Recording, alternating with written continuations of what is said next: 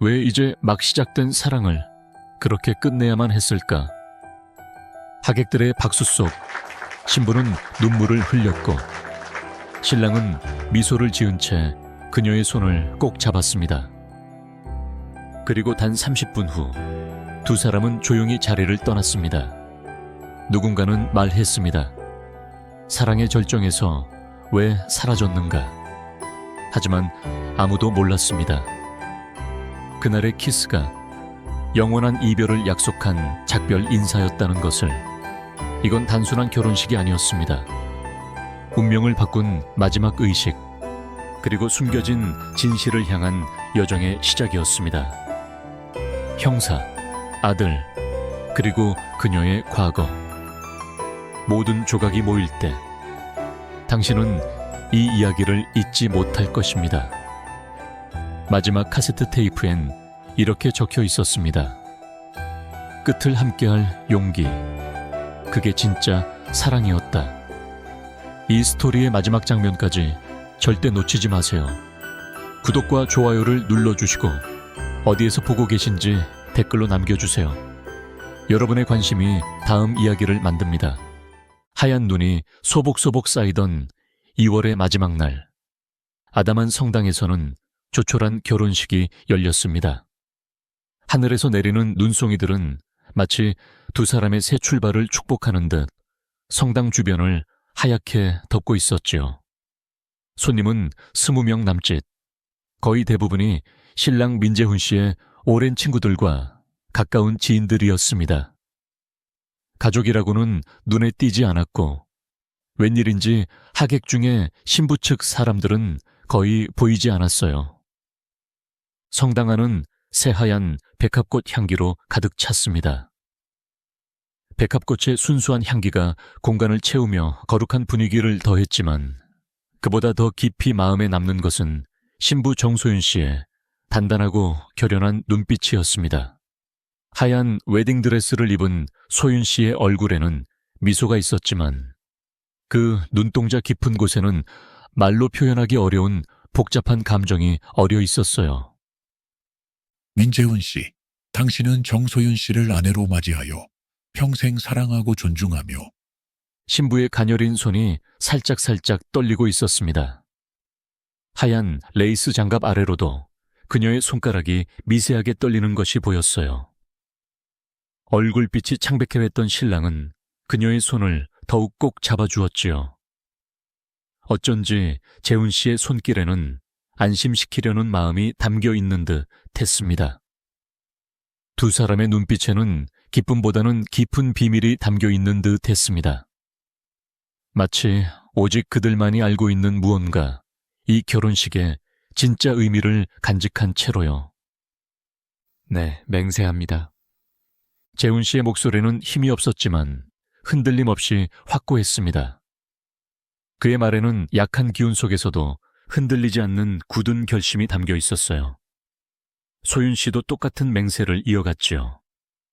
그녀의 목소리는 작았지만 그 안에 담긴 의지만큼은 누구보다 강했습니다. 참석한 하객들은 갑작스럽게 결정된 결혼식에 의아해하는 눈치였습니다. 서로 눈빛을 주고받으며 수군거리는 모습도 보였지만 두 사람의 진심만큼은 그 누구도 의심하지 않았습니다. 신랑과 신부가 서로를 바라보는 깊은 눈빛 속에는 말로 표현할 수 없는 진실한 사랑이 담겨 있었으니까요. 그것은 세상 그 무엇보다 순수하고 강한 모든 것을 뛰어넘는 사랑의 빛이었습니다. 피로연 준비가 한창인 동안 세 부부는 성당 뒤편에 있는 하스나운 아담한 방으로 잠시 자리를 옮겼습니다. 창문 너머로 하얗게 내리는 눈이 보였고 멀리서 들려오는 축하 음악 소리가 희미하게 들렸습니다.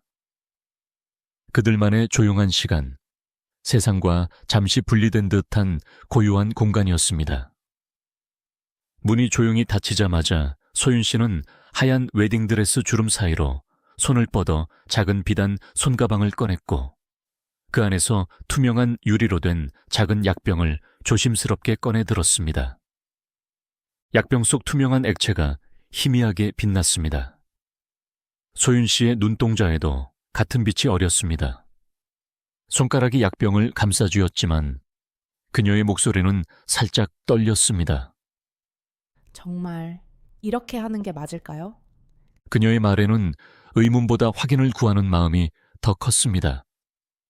재훈 씨는 소윤 씨의 손을 자신의 양손으로 따스하게 감싸 잡으며 부드럽게 미소 지었습니다. 그의 창백한 얼굴에 드리운 미소는 마치 겨울 햇살 같았지요. 따스하지만 어딘가 쓸쓸함이 담겨 있었습니다. 나는 후회 없어. 당신은 어때요? 그의 목소리에는 확신이 가득했습니다. 소윤 씨는 천천히 고개를 저었습니다. 그녀의 눈가에 맺힌 눈물이 웨딩드레스의 레이스처럼 반짝였습니다. 저도 후회 없어요. 그저 태훈이가. 말을 잇지 못하는 소윤 씨의 어깨가 미세하게 떨렸습니다. 마음 한구석에 남아있는 아들에 대한 걱정과 미안함이 그녀를 괴롭히는 듯 했습니다. 그 아이는 이미 훌륭한 의사의 길을 잘 걷고 있잖아요. 당신이 그토록 아끼고 지키고 싶었던 아들은 이제 충분히 스스로 설 수 있어요. 재훈 씨의 말에는 위로와 확신이 담겨 있었습니다. 그가 말했던 태훈이는 소윤 씨의 외아들로 어머니의 헌신 덕분에 이제는 든든한 의사가 되어가고 있었지요. 소윤 씨의 눈에서 한 방울 눈물이 흘러내렸습니다. 그래요. 우리가 함께 선택한 길이니까요. 그녀의 말에는 이제 흔들림이 없었습니다. 재훈 씨는 조심스럽게 약병의 뚜껑을 열었습니다. 약병 속 액체에서 은은한 향기가 퍼져나왔습니다. 영원히 함께할 수 있어서 정말 다행이야. 재훈 씨의 목소리는 마치 오랜 여정 끝에 마침내 집에 돌아온 사람처럼 편안했습니다. 소윤 씨는 눈가에 맺힌 눈물을 꾹 참으며 고개를 끄덕였습니다.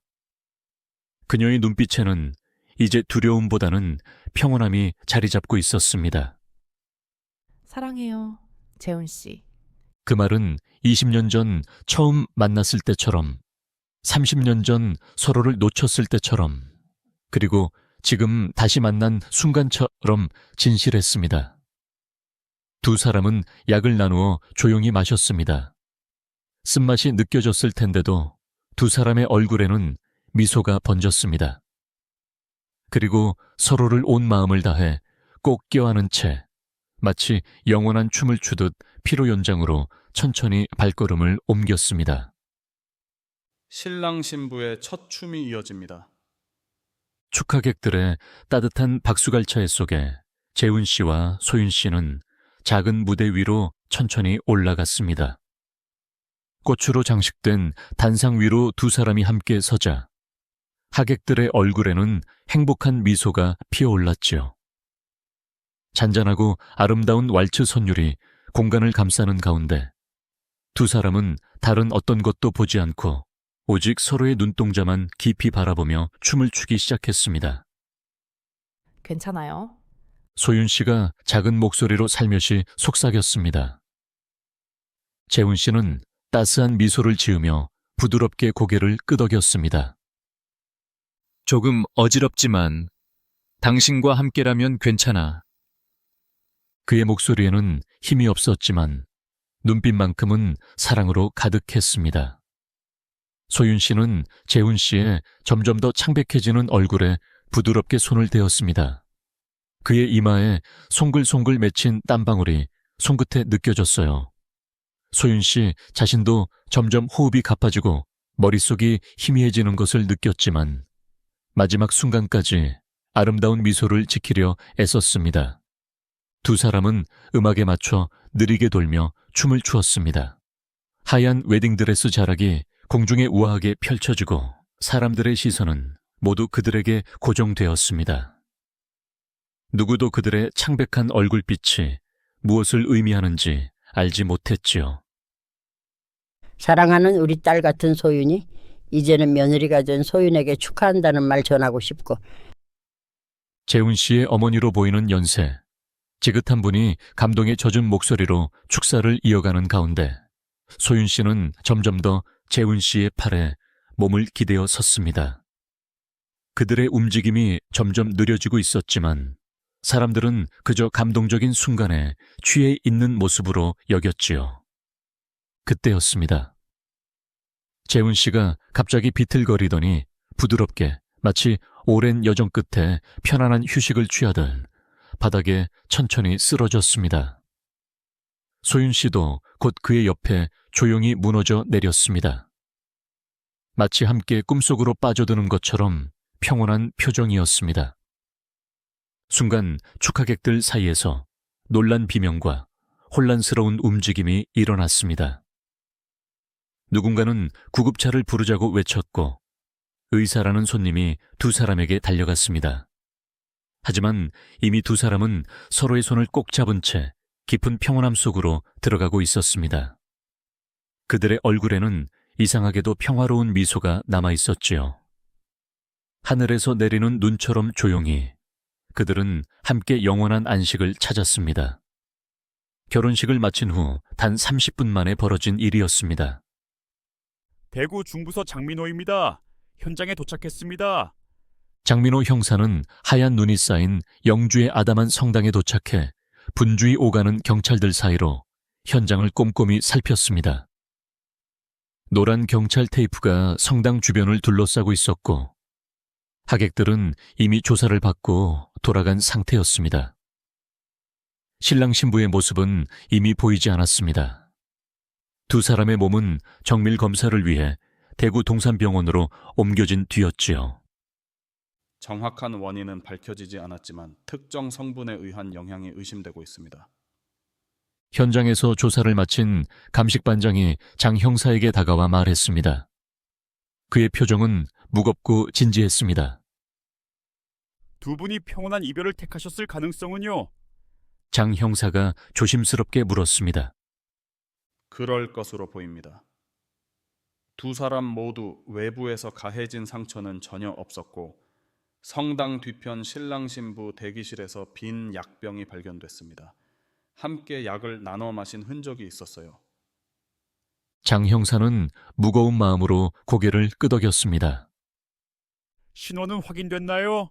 신랑은 민재훈 36세, 태평양 의료원 응급의학과 전문의입니다.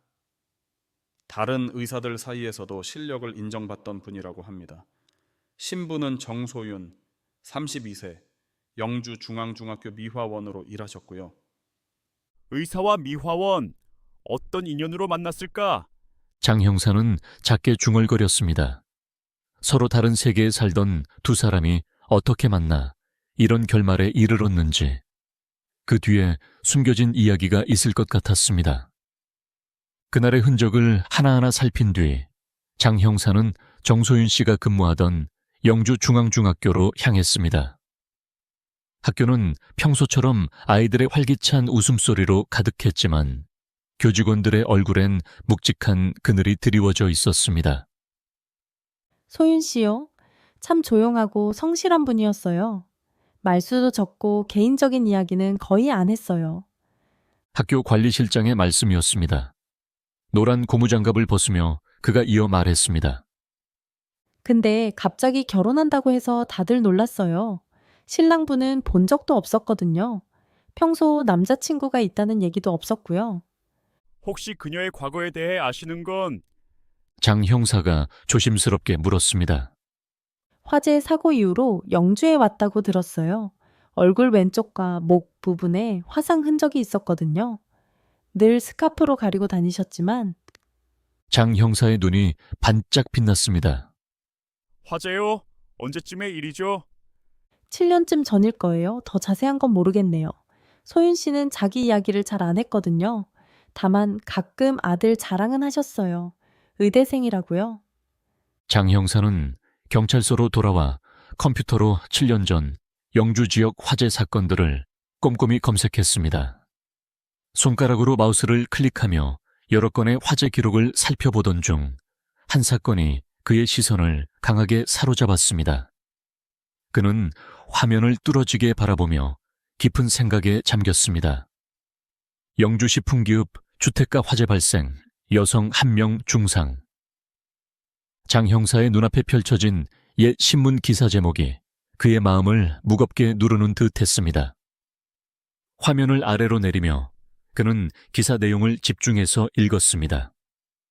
기사에 따르면 피해자 정소윤 당시 25세은 남편 윤정우 35세에 의한 방화로 심각한 부상을 입었고 윤정우는 현장에서 바로 체포되었다고 합니다. 소윤 씨의 얼굴과 목에 남은 화상 흔적이 바로 이 사건 때문이었던 것입니다. 장 형사는 마우스를 빠르게 움직여 윤정우의 신상 정보를 더 깊이 찾아보았습니다. 기록된 점과만 6번. 누군가를 다치게 한 일도 위협했던 일도 있었죠. 그리고 지금은 그는 작게 중얼거리며 윤전구의 현재 상태를 확인했습니다. 화면에 나타난 정보를 보고 그의 얼굴이 굳어졌습니다. 6개월 전 출소. 장 형사의 눈이 놀라움으로 커졌습니다. 모든 상황이 그의 머릿속에서 하나로 연결되는 듯 했습니다. 출소한 폭력적인 전 남편, 갑작스러운 결혼, 그리고 결혼식 직후 찾아온 두 사람의 평온한 이별.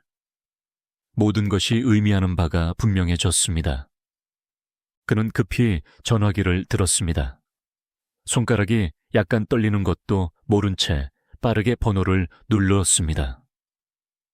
김 반장님, 윤정우의 현재 주소와 연락처, 최근 행적을 모두 조사해 주세요. 급합니다. 전화를 끊은 후 장 형사는 의자에 깊이 몸을 기댔습니다.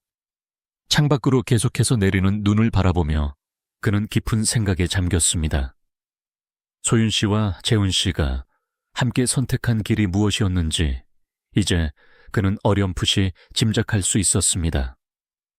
대구 동산병원 연간실 장 형사는 부검이와 마주 앉았습니다. 형광등 불빛 아래 차가운 공간에서 두 사람의 이야기가 작은 메아리처럼 울렸습니다. 두 사람은 같은 선택을 했습니다. 그 안엔 말로 다 하지 못할 사연이 있었던 것 같습니다.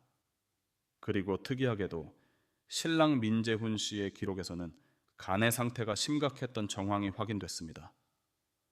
간 상태가 그렇게 심각했단 말입니까? 장 형사의 눈이 커졌습니다. 부검이는 무겁게 고개를 끄덕였습니다. 6개월도 견디기 힘든 상태였습니다. 의사였으니 자신의 상태를 정확히 알고 있었을 거예요.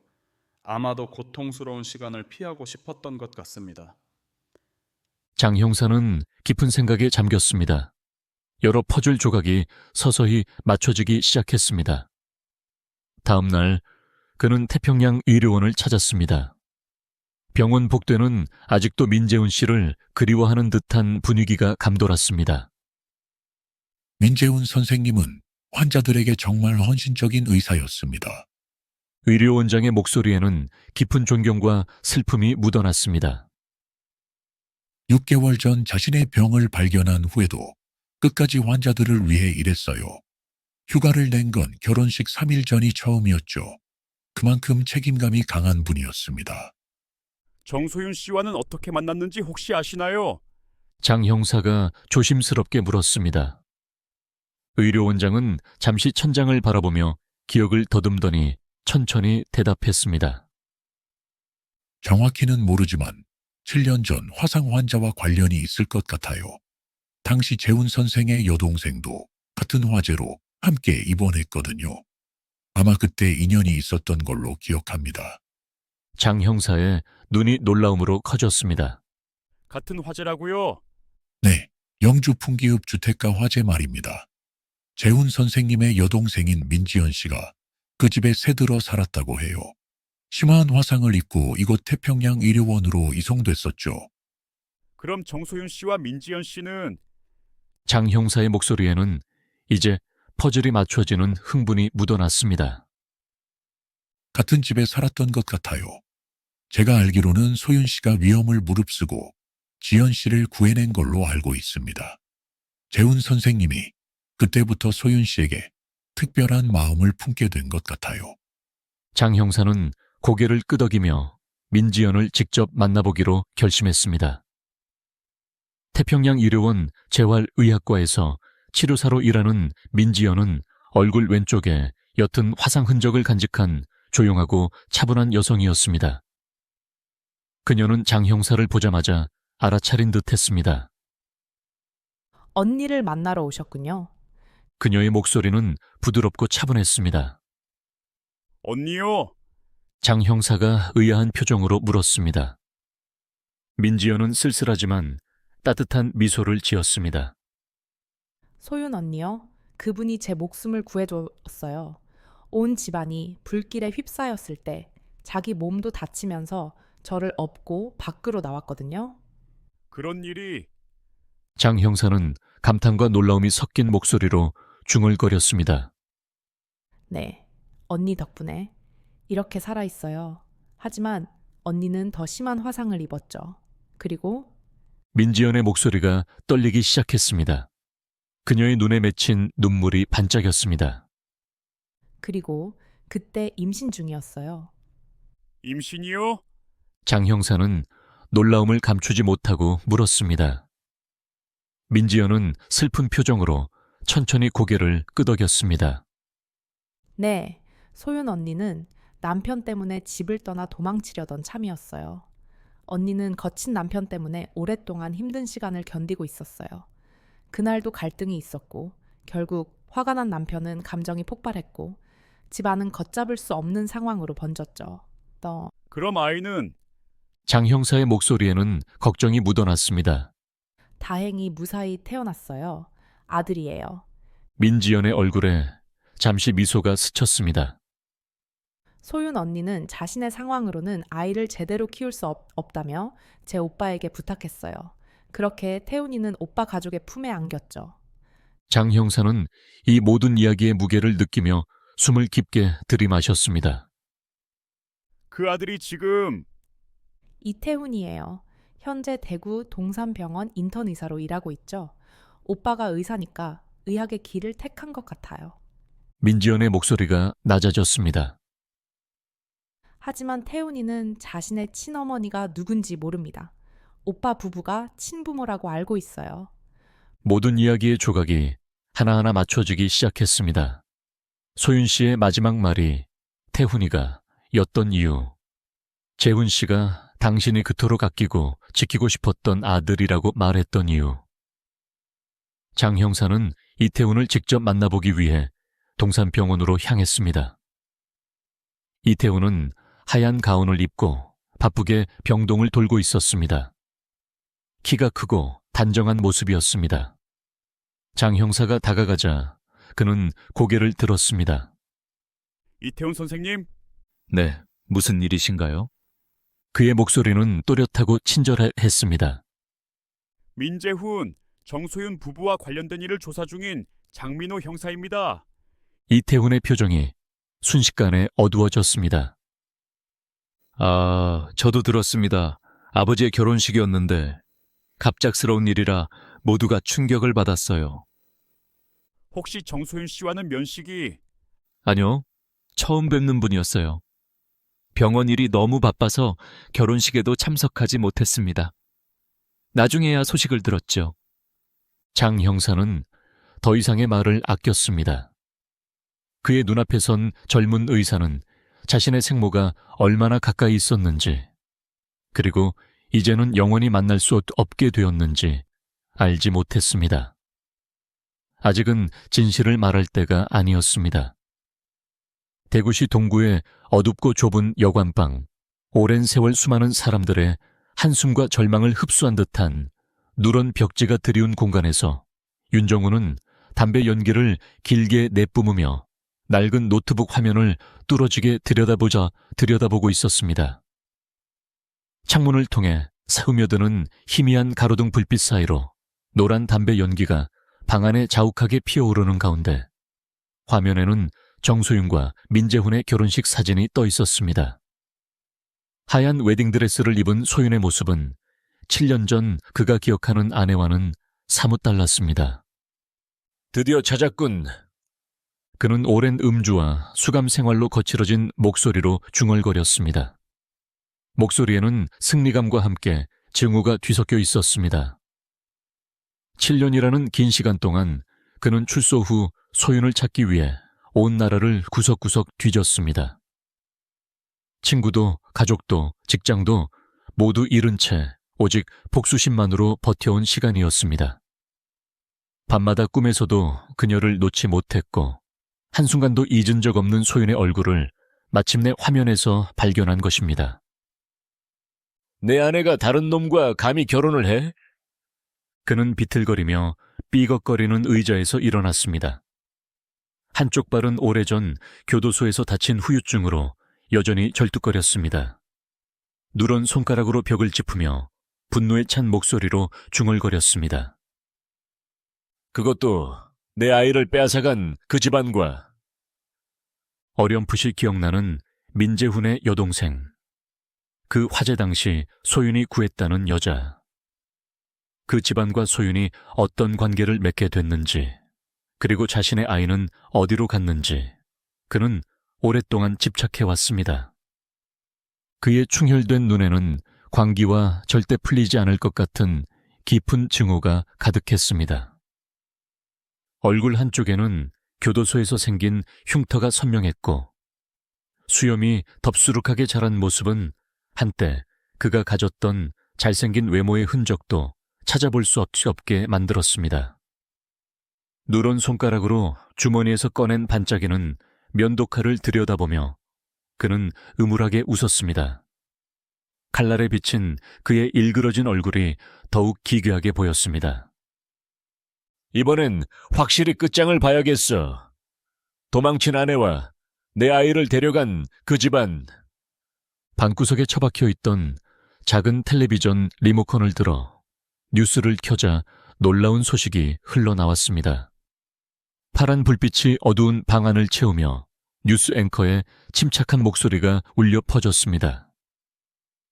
오늘 오후 영주시 한 성당에서 결혼식을 마친 신혼부부가 피로 연장에서 갑자기 쓰러져 별이 되는 안타까운 사건이 발생했습니다. 경찰은 독극물에 의한 두 분이 함께 선택한 이별 가능성을 조사 중입니다. 윤정우는 충격으로 얼어붙었습니다. 손에 쥐고 있던 담배가 바닥으로 떨어졌지만 그는 알아차리지도 못했습니다. 뭐라고? 화면에 나온 정소윤의 창백한 얼굴과 민재훈의 모습을 보며 그는 그 자리에 주저앉았습니다. 다리에 힘이 풀린 듯 무릎이 바닥에 부딪혔지만 그 통증조차 느끼지 못했습니다. 오랫동안 꿈꾸어왔던 복수의 대상이 사라진 것입니다. 그의 떨리는 손에서 면도칼이 요란한 소리와 함께 바닥으로 떨어졌습니다. 이게 무슨, 내가 처단하기도 전에. 분노와 혼란, 허탈함이 뒤섞인 감정 속에서 그는 결국 허공을 더듬으며 손을 뻗어 침대 옆 테이블 위에 소주병을 집어들었습니다. 병은 이미 반쯤 비어 있었지만 그에게는 충분했습니다. 병채로 입에 가져가 한 모금, 두 모금. 쓰디쓴 술이 목구멍을 타고 내려갈수록 취기가 오르며 그의 머릿속에 새로운 생각이 서서히 떠올랐습니다. 눈가에 맺힌 눈물인지 분노의 결정체인지 모를 액체가 그의 주름진 얼굴을 타고 흘러내렸습니다. 내 아들, 그래, 내 핏줄은 어디 있지? 그의 눈빛이 다시 날카로워졌습니다. 복수의 불씨는 꺼지지 않고 새로운 대상을 향해 타오르기 시작했습니다. 장 형사는 정소윤의 작은 원룸을 조심스럽게 수색했습니다. 겨우 10평 남짓한 좁은 공간에는 생활 필수품만 덩그러니 놓여 있었습니다. 흔한 장식품이나 사진 한 장 없이 마치 언제든 떠날 준비가 되어 있는 듯한 삶의 흔적이었습니다. 오래된 싱글 침대, 작은 탁자와 의자, 몇 벌 안 되는 옷가지들. 소윤 씨가 살아온 7년의 시간이 이렇게 초라했다는 사실에 장 형사의 마음이 무거워졌습니다. 수색을 거의 마무리할 즈음 장 형사는 침대 밑을 살펴보았고 그곳에서 먼지가 쌓인 작은 나무 상자를 발견했습니다. 조심스럽게 꺼내 잠금 장치를 확인했지만 자물쇠는 채워져 있지 않았습니다.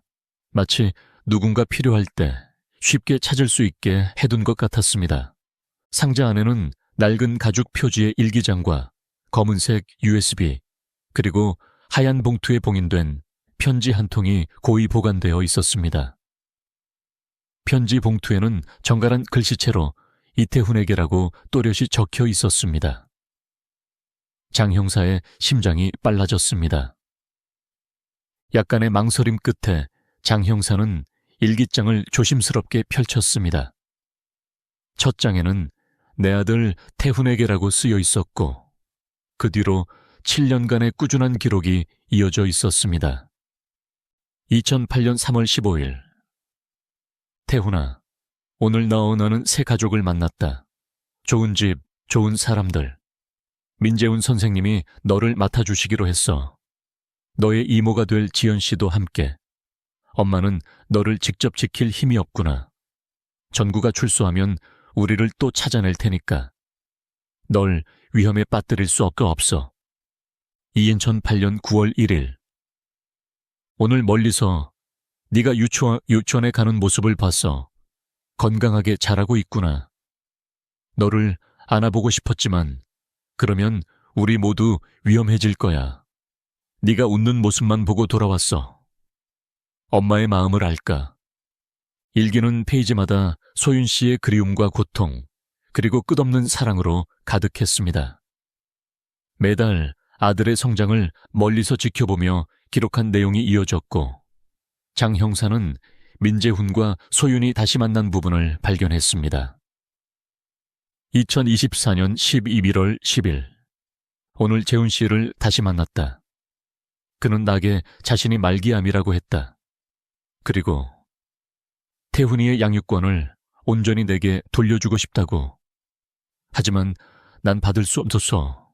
전구가 여전히 나를 찾고 있으니까. 재훈 씨는 내 사정을 모두 이해한다고 했다. 그의 눈빛에서 진심이 느껴졌다. 우린 둘 다 태훈이를 위해 무엇이든 할 준비가 되어 있는 사람들이었으니까. 장 형사는 USB를 컴퓨터에 연결했습니다. 그 안에는 수십 개의 오디오 파일이 정리되어 있었습니다. 각각의 파일명에는 날짜가 적혀 있었고, 소윤 씨가 태훈을 위해 녹음한 메시지들이 들어 있었습니다. 장 형사는 떨리는 마음으로 가장 최근의 파일, 결혼식 전날 만들어진 녹음을 재생했습니다. 소윤의 목소리가 조용히 흘러나왔습니다. 평온하면서도 깊은 사랑이 담긴 목소리였습니다. 태훈아, 엄마란다. 네가 이 목소리를 듣는다면 난 이미 이 세상에 없을 거야. 하지만 괜찮아. 네가 안전하게 자랄 수 있도록 하는 것, 그게 내 유일한 소원이었으니까. 재훈 씨는 내게 좋은 아버지였지? 그는 나보다 더 용감했어. 자신의 마지막을 함께 하자고 제안한 건 그였어. 그렇게 우리는 함께 떠나기로 했단다. 전구가 우릴 더 이상 찾지 못하도록. 넌 내가 이 세상에 남긴 가장 따뜻한 기적이야. 사랑한다, 내 아들. 목소리가 끊기고 방 안에는 깊은 침묵만이 남았습니다. 장 형사의 눈에서 뜨거운 눈물이 흘러내렸습니다. 그는 손등으로 눈물을 훔치며 숨을 깊게 들이마셨습니다. 소윤과 재훈의 마지막 선택이 단순한 이별이 아니라 사랑하는 아들을 지키기 위한 결단이었다는 사실이 그의 가슴을 아프게 파고들었습니다. 장 형사는 조심스럽게 일기장과 USB를 다시 상자에 넣었습니다. 그리고 봉인된 편지를 바라보며 깊은 고민에 빠졌습니다. 이 진실을 태훈에게 전해야 할까? 그가 알아야 할 진실인가? 아니면 그대로 두는 것이 더 나을까? 생모의 사랑과 희생, 그리고 양부모의 헌신. 이 모든 진실이 태훈에게 어떤 의미가 될지 그는 깊은 생각에 잠겼습니다. 2달 후 대구 수성구의 한 공원. 마지막 겨울에 찬 기운이 남아있는 봄날이었습니다. 장 형사는 벤치에 앉아 간간히 불어오는 바람을 맞으며 누군가를 기다리고 있었습니다. 멀리서 젊은 남자가 천천히 걸어오는 모습이 보였습니다. 장 형사님, 이태훈이 다가와 인사했습니다. 그는 병원 근무를 마친 듯 하얀 가운 대신 캐주얼한 차림이었습니다. 안께 태훈 군. 두 사람은 나란히 앉아 잠시 침묵했습니다. 주변에서는 아이들이 뛰어노는 소리와 새들의 지저김이 들렸지만 그들 사이에는 무거운 공기가 감돌았습니다. 장 형사가 먼저 입을 열었습니다. 더 이상 파고들 일은 없겠군. 끝은 함께였으니까. 태훈은 천천히 고개를 끄덕였습니다. 아버지가 말기암이셨다던데. 그래, 그리고 장 형사는 주머니에서 정성스럽게 보관해온 작은 나무 상자를 꺼냈습니다. 이건 정소윤 씨의 유품이야. 자네에게 전해달라는 부탁을 받았어. 태훈호는 의아한 표정으로 상자를 받아들었습니다. 그의 손가락이 상자의 나무 무늬를 어루만졌습니다. 저에게요? 저는 그분을 잘... 열어보게. 태훈은 조심스럽게 상자를 열었습니다. 낡은 가죽 표지에 일기장과 검은색 USB, 그리고 봉인된 편지가 보였습니다. 이태훈에게라는 글씨를 보자 그의 손이 갑자기 떨리기 시작했습니다. 이게 무슨... 읽어보게. 자네의 진짜 어머니가 남긴 거야. 태훈의 얼굴이 순식간에 창백해졌습니다. 그는 느리게 마치 시간이 멈춘 것처럼 편지를 열었습니다. 편지를 읽어 내려가는 동안 그의 눈에서는 조용히 눈물이 흘러 내렸습니다. 그의 손은 계속해서 떨렸고 입술이 미세하게 움직였습니다. 이럴 수가... 그래서... 장 형사는 조용히 일어섰습니다. 혼자 있고 싶을 테니 가겠네. 궁금한 게 있으면 언제든지 연락하게. 태훈은 멍하니 고개를 끄덕였습니다. 장 형사가 떠난 후 그는 천천히 USB를 꺼내 휴대폰에 연결하고 이어폰을 귀에 꽂았습니다. 잠시 후 그가 한 번도 들어본 적 없는, 그러나 어딘가 가슴 깊은 곳에서 울림을 주는 소윤의 따뜻한 목소리가 들려왔습니다. 태훈아, 미안해. 너를 지킬 수 없어서 널 보낼 수밖에 없었어. 하지만 그건 널 지키기 위한 유일한 방법이었어. 봄바람이 불고 해가 지고 공원의 가로등이 하나둘 켜지는 동안 태훈은 그 자리에 꼼짝 않고 앉아 어머니의 목소리를 들었습니다. 일생을 통틀어 가장 긴 하루처럼 오래러 느껴지는 시간 동안 그는 자신이 알지 못했던 아주텄던 어머니의 삶과 사랑, 그리고 희생의 이야기를 온전히 가슴에 담았습니다. 마지막 녹음이 끝났을 때 밤하늘에는 별들이 가득했습니다. 태훈은 하늘을 오랫동안 바라보며 깊은 결심을 했습니다. 그의 눈에는 더 이상 혼란이 없었고 대신 단단한 의지가 빛났습니다. 1년 후 영주시 풍기읍, 봄꽃이 만개한 화창한 날씨 속에 태훈은 새하얗게 단장한 작은 건물 앞에 서 있었습니다. 건물 입구에 걸린 간판에는 태양 가족지원센터라고 정갈하게 쓰여 있었습니다. 이름에는 그의 부모 소윤과 재훈의 성씨 첫 글자가 숨겨져 있었습니다. 오늘 개소식인가? 뒤에서 익숙한 목소리가 들렸습니다. 돌아보니 장 형사가 환한 미소를 띠고 서 있었습니다. 평소에 딱딱한 정장 대신 편안한 차림이었습니다. 태훈은 반갑게 미소 지었습니다. 와주셨네요. 그럼 이런 의미 있는 날을 놓칠 순 없지. 두 사람은 나란히 센터로 들어갔습니다. 내부는 따뜻한 색감으로 꾸며져 있었고 가정폭력 피해자들을 위한 상담실과 안전한 쉼터가 체계적으로 마련되어 있었습니다. 한쪽 벽면에는 당신은 혼자가 아닙니다 라는 문구가 크게 새겨져 있었습니다. 어머니와 아버지의 유산으로 시작했어요. 태훈이 센터를 둘러보며 조용히 말했습니다. 더 이상 어머니처럼 도망쳐야 하는 사람들이 없었으면 해서요. 아무도 사랑하는 사람과 헤어질 필요가 없는 세상이 되었으면 합니다. 장영사는 깊은 감동을 느끼며 고개를 끄덕였습니다. 자네 어머니가 자랑스러워할 거야. 아버지도 마찬가지고. 개소식에는 많은 지역 주민들과 관계자들이 참석했습니다. 태훈은 센터의 설립 취지와 앞으로의 계획을 차분하게 설명했습니다. 그의 눈빛에는 단단한 의지가 담겨 있었습니다. 행사가 모두 끝난 저녁, 태훈은 영주 근교의 고요한 강가로 홀로 향했습니다. 그곳에서 그는 미리 준비해온 2개의 작은 종이 등불을 꺼내 정성스럽게 불을 붙였습니다. 어머니 아버지, 이제 이해해요. 끝을 함께할 용기, 그게 진짜 사랑이었군요.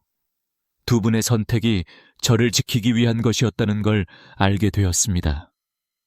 그는 2 등불을 나란히 강물에 조심스럽게 띄웠습니다. 등불들은 나란히 천천히 강을 따라 흘러갔고 붉게 물든 저녁 노을 속으로 점점 작아지며 사라져갔습니다. 마치 2 사람의 영혼이 함께 평화를 찾아가는 것처럼 보였습니다. 태훈의 귓게는 어머니의 마지막 말이 바람결에 실려 오는 듯했습니다. 넌 내가 이 세상에 남긴 가장 따뜻한 기적이야. 그의 눈에서 한 방울 눈물이 흘러내렸지만 그의 입계는 평온한 미소가 머물고 있었습니다. 이제 그는 자신의 삶의 목적을 찾았습니다. 어머니의 사랑과 아버지의 헌신을 기억하며 그 따뜻한 빛을 세상에 전하는 것. 그것이 그가 선택한 길이었습니다. 기적처럼 2 영혼은 영원히 함께할 수 있는 길을 선택했습니다. 소윤과 재훈의 이야기는 삶보다 깊은 사랑에 관한 기록입니다. 이 이야기를 준비하면서 저는 밤새 눈물을 멈출 수 없었어요. 가끔은 이별이 아닌 함께 떠나는 것이 가장 아름다운 사랑의 완성일 수도 있겠다는 생각이 들었습니다. 제 인생에서도 누군가를 지키기 위해 모든 것을 내려놓을 수 있을까? 깊은 고민에 빠졌었죠. 소윤이 남긴 마지막 말처럼 우리가 이 세상에 남기는 가장 따뜻한 기적은 결국 사랑의 흔적이 아닐까요? 때로는 가장 큰 희생이 가장 큰 사랑이 되는 것 같아요. 여러분은 이 이야기를 보며 어떤 감정을 느끼셨나요? 만약 누군가를 위해 모든 것을 걸어야 하는 순간이 온다면 여러분은 어떤 선택을 하실 건가요? 댓글로 여러분의 생각을 나눠주세요. 그리고 지금 이 영상을 어디서 보고 계신가요? 댓글로 알려주세요. 구독과 좋아요를 눌러주시면 이런 가슴 깊은 곳까지 울리는 이야기들을 앞으로도 계속 만나보실 수 있어요. 여러분의 한 번의 클릭이 더 많은 사람들에게 위로와 공감을 전할 수 있답니다.